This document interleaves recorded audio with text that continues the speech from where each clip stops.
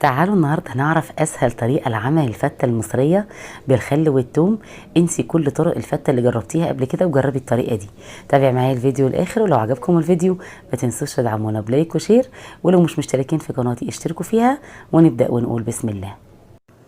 اول حاجه بقى عشان نظبط الشوربه بتاعه اللحمه هنحط ميه على النار وهنسيب الميه تغلي. اول حاجه قبل ما احط اللحمه هضيف ورق لوري وكمان بصل وحبهان، لو عندنا عود قرفه وزعتر وروزماري.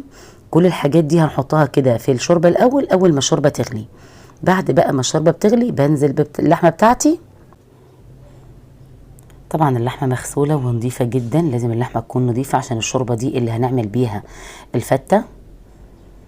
وبعد كده اضيف بقى حبايه من الطماطم واسيب الشوربه بقى تغلي.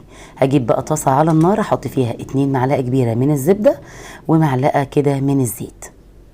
السمنه اول ما تسيح كده هنزل ب2 معلقه كبيره من الثوم المفروم. هقلب الثوم بقى كده لحد ما ياخد وش اصفر كده، لون اصفر. هكون محضره نص كوبايه من الخل. طبعا اساسي لازم نطش الطشه بتاعه الثوم بالخل، دي حاجه اساسيه. بعد كده اكون محضره بقى 3 كوبايات من عصير الطماطم. الطماطم دي متصفيه كويس. وبعد كده احط 2 معلقه كبيره من الصلصه، بتدي تيست جميل جدا للفته.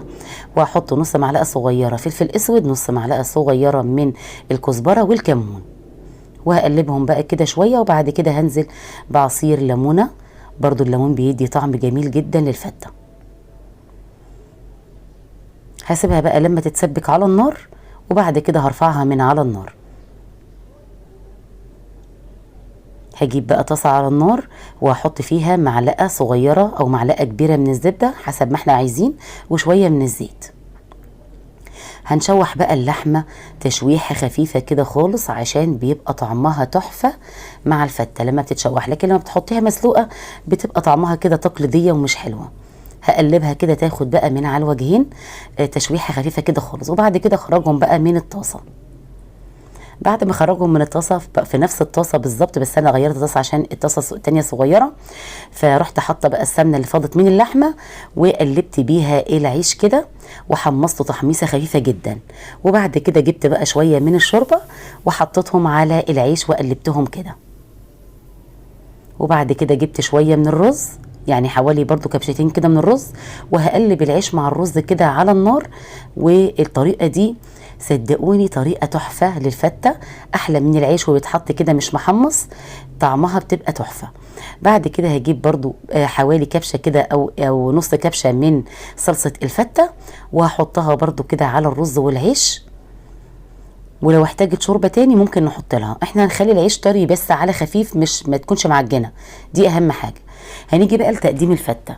هجيب كده الرز الابيض اللي انا عملته على النار، وهجيب طبق، اي طبق بقى عندي، ممكن صينيه، اي حاجه عندي اقدم فيها، واحط شويه من الرز الابيض كده تحت، واحط بقى الخلطه اللي انا عملتها بالعيش والرز دي في النص كده. احنا عندنا هنا بنحب الرز كتير في الفته، بيبقى طعمها جميل قوي. بعد ما احط بقى الخلطه دي واضغط عليها ضغطه خفيفه كده عشان تتماسك بس شويه، هروح جايبه رز ابيض تاني واحطه بقى من على الوش بس، واروح قلبه بقى طبق الفته كده بتاعي. بصوا بقى شايفين الجمال. هحط بقى اللحمه بتاعتي في النص كده. دي طريقه تقديم بتاعت اشهر المطاعم على فكره، هم بيقدموها بالطريقه دي وبصراحه طعمها جميل قوي. هجيب بقى صلصة الفتة، طبعا احنا عشاق صلصة الفتة، هنحط عليها من على الوش كده، من على اللحمة ومن على الرز.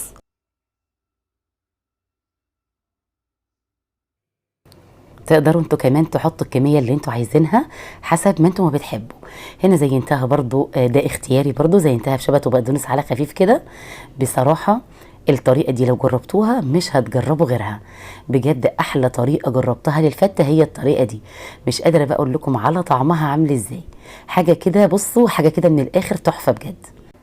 يا ريت بقى فيديو النهارده يكون عجبكم. لو عجبكم الفيديو ما تنسوش تدعمونا بلايك وشير، وتشتركوا في القناه وتفعلوا جرس الاشعارات عشان يوصل ليكم اي وصفه جديده ليا انزلها. كل سنه وانتم طيبين يا اجمل واحلى اخوات في الدنيا. اشوفكم على قريب ان شاء الله في فيديو جديد. مع الف سلامه.